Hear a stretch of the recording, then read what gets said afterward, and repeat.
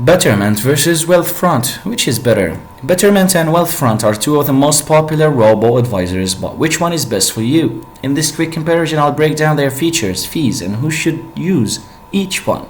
Let's get started. So for the core features, Betterment focuses on goal-based investing.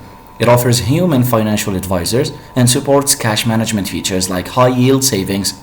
Wealthfront is known for automated investing, tax loss harvesting, and customizable portfolios. It also has a high-interest cash account. For the fees, both of them charge 0.25% annually for their standard investment account. Betterment offers premium access with financial advisors for 0.4%, and Wealthfront has no premium plans but allows more customization for experienced investors. So which one is better? You need to choose Betterment if you want financial guidance and a simple, hands-off investing experience. And choose Wealthfront if you prefer more control over your investments and advanced tax strategies. Both are great robo-advisors, but Betterment is better for beginners, while Wealthfront suits investors who want customization. So, which one do you prefer? Let me know in the comments. Thanks for watching.